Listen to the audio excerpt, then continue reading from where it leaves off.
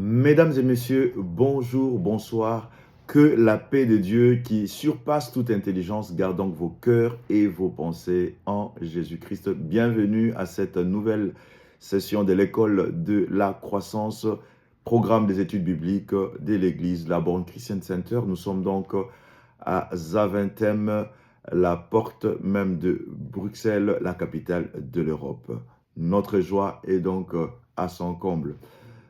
Aujourd'hui, nous allons continuer à parler sur le triple péché de David et nous allons faire focus sur la repentance de David. Après ces 2 semaines de pause où nous étions occupés à un programme spécial, nous retournons sur cette étude combien merveilleuse du péché de David. Et nous, pour le contexte, nous sommes donc dans le livre de 2 Samuel et le chapitre 11, dans lequel on nous a parlé sur le péché, le triple péché de David, en sachant, nous connaissons l'histoire, c'est que David a commis un triple péché. 1, l'adultère avec Bathséba. 2, le meurtre de Uri, le mari de Bathséba. 3, le mensonge, car le roi David voulait donc couvrir ce péché par plusieurs mensonges. Triple péché, adultère, meurtre et mensonge.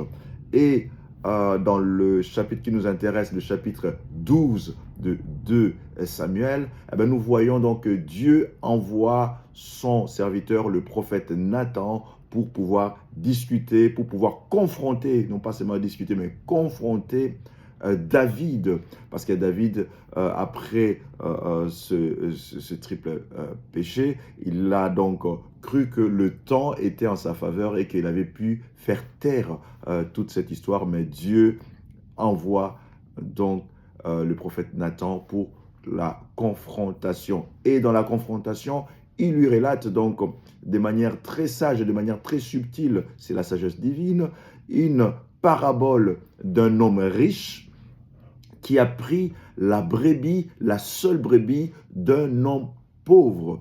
Et lorsqu'il lui relate cette histoire, nous connaissons, nous l'avons déjà lu depuis les 3 dernières semaines. Nous pouvons encore lire, si vous avez le temps, vous pouvez encore le lire cette belle parabole. Le roi David est donc fâché contre cet homme riche mais méchant qui a pris la seule brebis de cet homme pauvre afin de pouvoir le partager avec son invité, quelqu'un qui était venu le voir. Et David est donc très, très fâché, très remonté contre cet homme et il rend même un jugement de justice contre cet homme qui doit, selon les propres propos du roi David, il doit rendre 4 fois cette brebis et même il dira quelque part qu'il mérite la mort. Et le prophète qui lui réplique, cet homme, c'est toi, cet homme, c'est toi. C'est toi qui as commis ce grand péché que tu es en train de juger. Nous sommes là donc au verset 7 de 2 Samuel chapitre 12. Qu'est-ce que nous pouvons retenir par rapport à ce jugement? Déjà par rapport à notre étude, nous pouvons prendre donc quatre caractéristiques de ce jugement, 4 caractéristiques que nous pourrons tirer de cette sagesse, de cette confrontation sage du prophète Nathan. En 1, donc, cette méthode, donc, elle contourne la défense du roi David. Donc, en donnant cette parabole, le prophète a contourné les défenses du roi David, ça c'est en 1. En 2, il révèle son sens de justice. En 3, elle expose le cœur de David, sa méchanceté, mais sans l'humilier publiquement. Et en 4, il ramène donc David à se juger lui-même. Voilà les 4 conséquences ou caractéristique de cette méthode de confrontation. C'est donc ce qu'on peut appeler, je peux me permettre d'appeler une restauration prophétique, une restauration qui vient de Dieu. Puisse le Seigneur nous accorder cette sagesse lorsqu'un un frère, une sœur a péché, eh bien, que nous puissions avoir cette sagesse de pouvoir le confronter vraiment de manière divine, de manière fraternelle, avec beaucoup de sagesse, sans pouvoir l'humilier, mais pouvoir l'amener, oui, à la conviction de péché. Eh bien, et au travers de cela, nous pouvons tirer ici également trois choses qui sont de manière très claire. Ce que la conviction de péché a amené, c'est qu'en on a le roi, le prophète montre au roi David, qu'il a méprisé la parole de Dieu. Verset 9, tu as méprisé la parole de Dieu. 2, tu as méprisé Dieu lui-même. Parce que si tu méprises la parole de Dieu, tu méprises Dieu lui-même.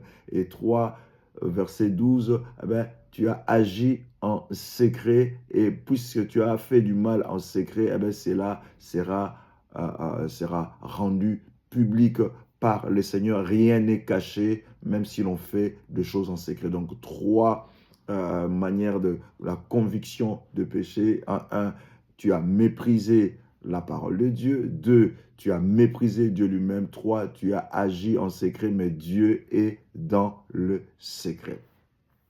Maintenant, ce qui nous intéresse le plus haut point de notre étude aujourd'hui, c'est la confession de David, parce que c'est la leçon d'aujourd'hui, la confession de David. Lorsque David a été confronté par le prophète Nathan par rapport à son péché, qui a aussi, on va dire, qui a trois caractéristiques. Donc, nous avons parlé de mépriser Dieu, mépriser la parole de Dieu et faire des choses dans le secret alors que Dieu voit dans le secret. Qu'est-ce que nous voyons comme réaction du roi David? Sa réaction, c'est le point saillant de notre étude. Elle est contenue dans le verset 13 de 2 Samuel chapitre 12. Écoutez ce que dit le roi David lorsqu'il est confronté. Il dit une seule phrase: « J'ai péché contre l'Éternel. » J'ai péché contre l'Éternel. Waouh! Cette phrase mérite toute une étude biblique. J'ai péché contre l'Éternel. Cette phrase mérite qu'on puisse s'y pencher davantage, qu'on puisse sortir nos lunettes, qu'on puisse sortir nos obturateurs, nos éléments de vision, afin que nous puissions étudier. Et voici l'analyse de cette phrase. Quelles sont les caractéristiques de cette confession? J'ai péché contre l'Éternel. Il y a donc 4 éléments que nous tirons de cette phrase. En 1, il n'y a pas d'excuse. En 2, il n'y a pas de justification. En 3, il n'y a pas d'accusation. En 4, il n'y a pas de minimisation. Donc, cette réponse, le roi David, lorsqu'il est confronté, il dit « J'ai péché contre l'Éternel ». 1, il ne s'excuse pas. 2, il ne se justifie pas. 3, il ne donne pas des accusations.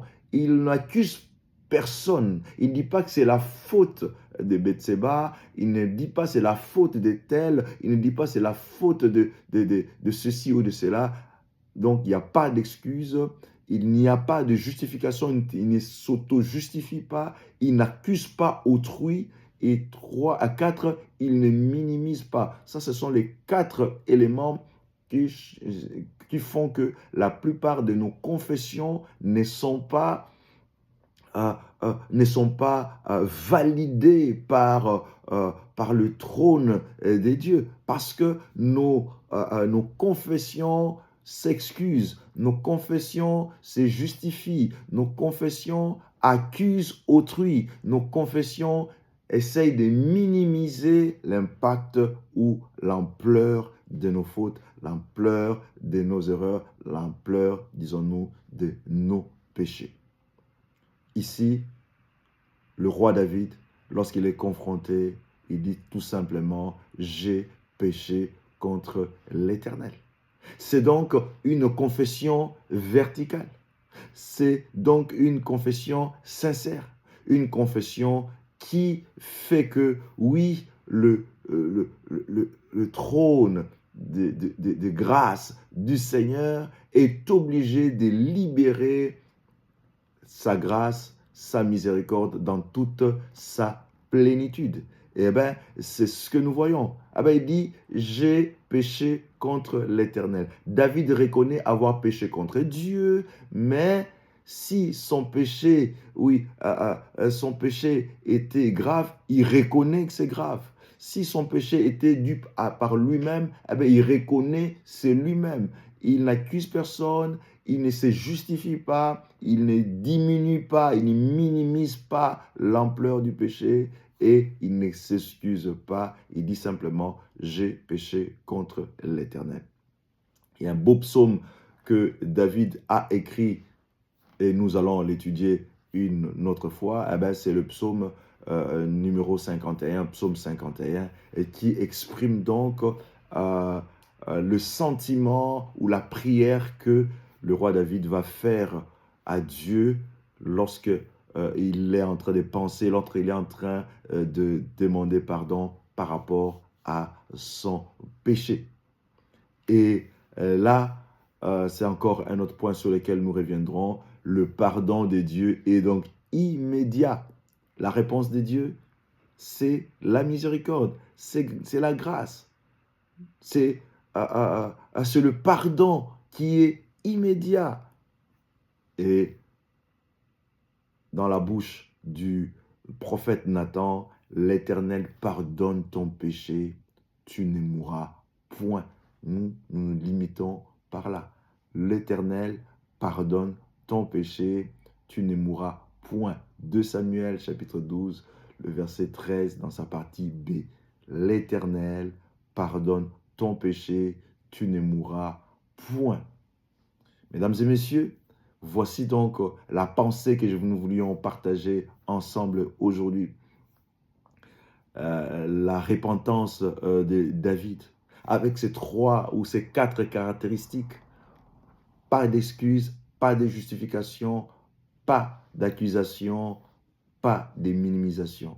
Et la réponse de Dieu est très claire, la réponse du Seigneur est immédiate. Tu ne mourras point. Tu ne mourras point. C'est un pardon qui est immédiat, c'est un pardon qui est total, c'est un pardon qui est immérité, c'est un pardon qui est fondé sur la grâce. Plaise à Dieu que nous puissions tirer des leçons par rapport à la repentance de David, quels que soient les péchés, quel que soit le mal, quelles que soient les fautes, quelles que soient les transgressions que nous faisons à l'égard de notre Dieu par rapport à notre prochain, et que nous ayons le cœur de David pour pouvoir demander pardon sans s'excuser, sans minimiser, sans accuser autrui ou sans se justifier, et la sentence du Seigneur sera sans appel. C'est donc un pardon immédiat, un pardon total, un pardon immérité, un pardon fondé sur la grâce. Que la paix de Dieu qui surpasse toute intelligence garde donc vos cœurs et vos pensées en Jésus-Christ, notre Seigneur et notre Sauveur. Nous nous voyons donc la prochaine fois, donc la semaine prochaine, pour une nouvelle étude, bien sûr, toujours par rapport à ce drame de David, à ces triples péchés, mais nous allons le voir sous un autre angle. Que Dieu vous bénisse. Amen.